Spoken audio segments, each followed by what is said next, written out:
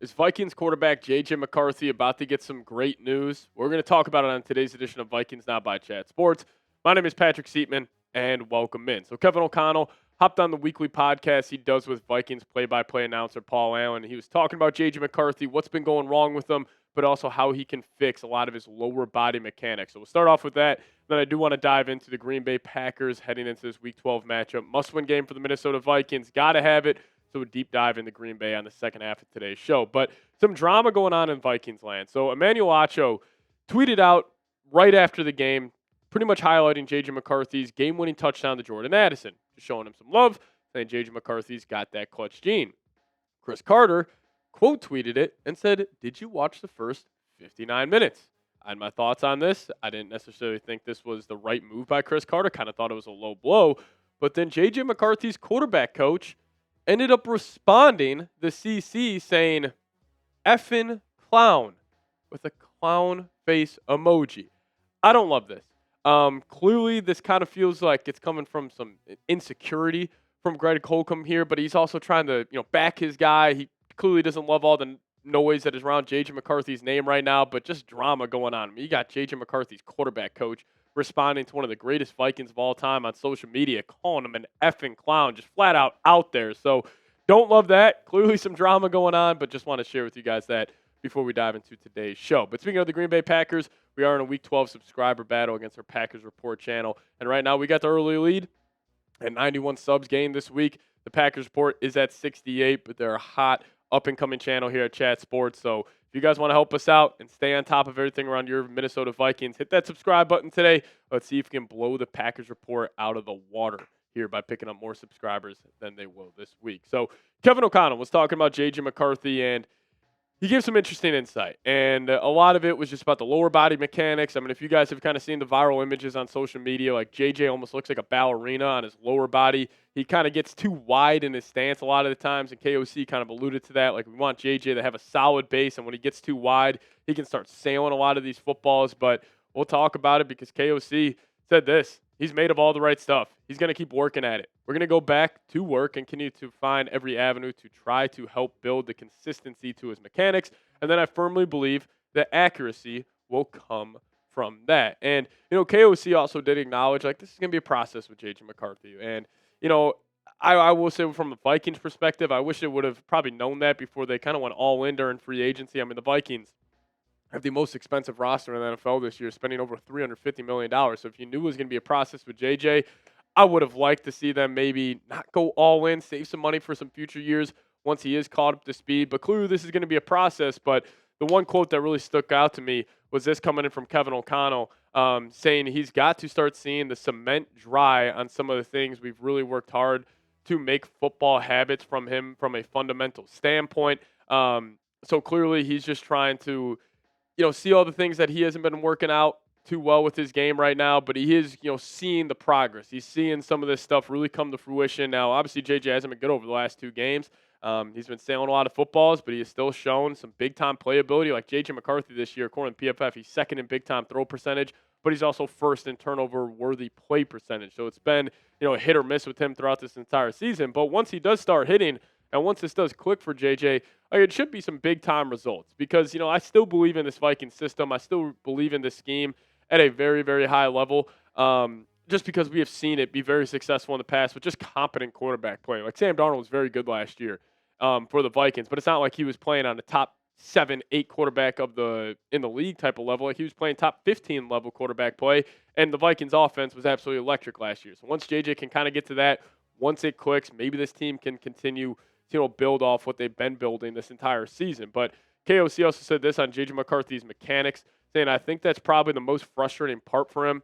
It's talked about and repped and practiced at length. And then in those moments, in his fifth start, it's just a variance to it that is causing his job to be more difficult than it needs to be. And he's wildly capable of making the throws that present themselves. And, it was crazy. I was actually talking about this with my dad yesterday because, we've watched J.J. McCarthy play football since he was 13 years old. Like, the throws he was missing last week against the Bears, he's been making his whole life. Like, not even just at Michigan, but even dating back to his high school days. Like, he was just missing simple 10-yard outs that he's been hitting his whole life. So I wonder if this is also a confidence thing with J.J., but also I feel like he feels sped up. Like he feels like he's rushing things. And we've even seen that like with the processing side of the game. Now, KOC did show him a lot of love, saying he has been a fantastic processor, especially last week against the Bears. The Bears were showing him stuff that they haven't shown on film the entire season. So it was clearly, advantageous for the Bears to do that, and it's going to be tough for JJ to process that, but he was able to set his protections well. But then when the ball was actually coming out, he felt sped up. He felt like he was rushing it. He was throwing off his back foot a lot. His mechanics were really bad, and I feel like with a guy like J.J. McCarthy, he needs to get his confidence back because I think he is a player, and, Colin Cowherd made this comparison, and I didn't, love it at first, but it does make some sense of him kind of being like a Baker Mayfield-esque quarterback where, when Baker has it rolling, like he looks like one of the top quarterbacks in the league, but when he's struggling, he starts sailing balls. He doesn't really have his swagger, and JJ does kind of fit into that bucket of a style of quarterback, so hopefully he can get his confidence back. It could just take one game. I mean, if you go beat the Packers in Lambeau and he plays good for all 4 quarters and maybe he goes for 275 and 2 and he has his best game of his NFL career, maybe that can parlay to Seattle. Then you got 3 winnable games against the NFC East. So, again, it just needs to get number 9, his confidence back, get his swagger back because he probably feels like he is the biggest reason, and as he should, he is the biggest reason why the Vikings have lost the last 2 weeks. So he just needs to get it going. But I do think this will change sooner rather than later.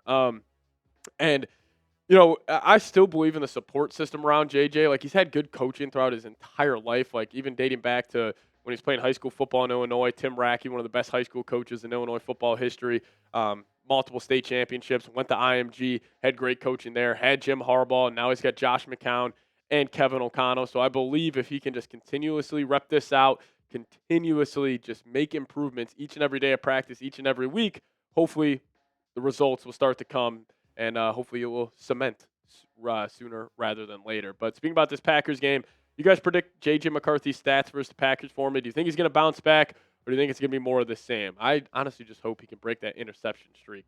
5 career games. He's got an interception in all of them, so hopefully he can break that this week in Lambeau Field. But you guys get down in the comments, predict J.J. McCarthy's stats versus the Packers. Now, today's show is sponsored by Harry's, a shaving company, and I absolutely love them.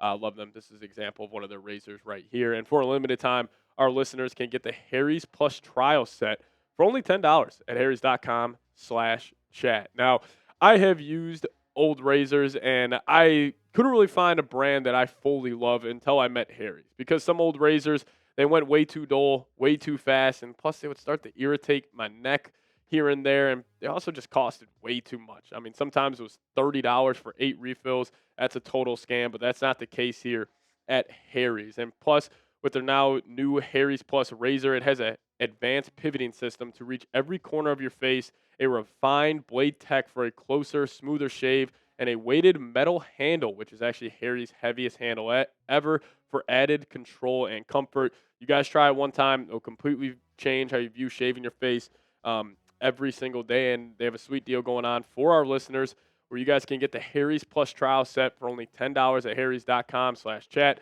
This set includes all new Harry's Plus razor, plus 1 refined 5-blade cartridge, and a 2-ounce foaming shave gel, and a travel cover to protect your blades on the go. Just head to harrys.com/chat to claim this offer, and after you purchase, they'll ask where you heard about them. Please support our show and tell them we sent you here at Vikings Now by Chat Sports.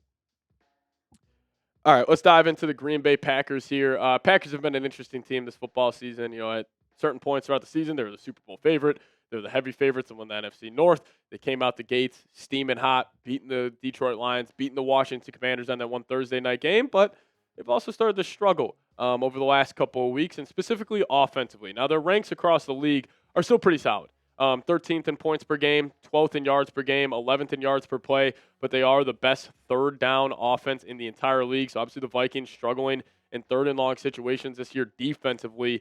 You're going up against one of the best, or the best, third down offense in the league, and they're also averaging 2.8 touchdowns per game. But their calling card this season has been the defense. Jeff Hafley does a fantastic job over there. Great defensive coordinator. They got some dogs. Obviously, Micah Parsons. He is one of the best edge rushers in the National Football League, but they're great at taking the ball away. Yards per play, third in the league, only giving up 2.1 touchdowns per game, which is 6, but almost top 10 in every statistical category defensively. Now, the Packers have had some bad losses this year.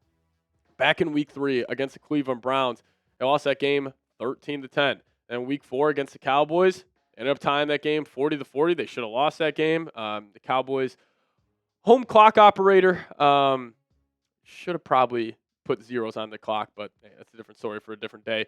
But you also had the loss against the Carolina Panthers where they lost 16-13. So they have had some bad losses, and 2 of the losses coming against the Browns and the Panthers. Even though the Panthers are 6-5, don't really view them as that good of a football team. It's because their offense struggled, and it's because of Jordan Love. When you talk about J.J. McCarthy being an up-and-down quarterback, like obviously Jordan Love's a significantly better quarterback right now than J.J., but he's got a lot of up and down in his game, and he is a player where it's like play-by-play, drive-by-drive, game-by-game. You don't know which J-Lo you're going to get. But still, he's having a solid season, 15 touchdowns and 3 picks. If he gets hot and he starts cooking early, he could dice up this Vikings defense. But last year, the Vikings had a lot of success against Jordan Love, not only in the Week 17 game, but also in the Week 4 game earlier on in the season in Lambeau Field. But the calling card with Brian Flores against Matt LaFleur and Jordan Love, he'll bring the house. His blitz percentage was 55.9 Week 17 versus Green Bay. He had 3 sacks. He had a QB pressure, or he had a total of pressures at 11, and the QB pressure percentage was at 32.9. So he was getting after it. Now, Jordan Love did struggle against the blitz last year. He's actually been a lot better this year. And one game that really stands out was against the Pittsburgh Steelers. He was 12 of 17, 211 yards, had 3 touchdowns. I mean, that's just a fantastic, almost a perfect game against the blitz for Jordan Love. So he is a polarizing player, up and down play, but still with the Packers and with Matt LaFleur, he's going to want to run the rock. And they're probably going to be without Josh Jacobs in this matchup. He did lead the game versus the New York Giants last week with a knee injury. He's considered day-to-day, so expect him to pop up questionable on the injury report, but he's probably not going to be out there, which is obviously a huge advantage for the Vikings because if you can take away that run, force Jordan Love into a lot of third and long situations, this could be a huge advantage for this Vikings defense. But there's one guy from the Vikings offensive perspective that you can't let wreck the game. That's Micah Parsons. And this game does feel very similar to the Detroit Lions game where nobody's really giving you a chance. Lions got Aiden Hutchinson. Packers got Micah Parsons, like 2 of the premier edge rushers in the whole league. So you just can't let this guy game wreck because he's got the potential to go rip off a 3-sack performance, a 4-sack performance, and especially when you have a quarterback like J.J. McCarthy who has some shaky confidence right now. If he starts getting peppered by number 1, he could lose that confidence early on in that game. So how will they scheme against Micah Parsons? Curious about that. Will they chip him a lot? Will they run at him? Will they throw some quick screens his way? We'll see how the Vikings offense with Kevin O'Connell handle that. But this guy, he's a dog, one of the best players in the league, probably the freakiest athlete we have in the NFL right now, and definitely would keep me up at night if I was KOC and J.J. McCarthy. But we appreciate all of you guys tuning in for today's show. If you guys made it to the end, just hit me with a skull down below in the comments section. Shout out to all the real ones, and we'll get on out of here. As always, Skol Vikes.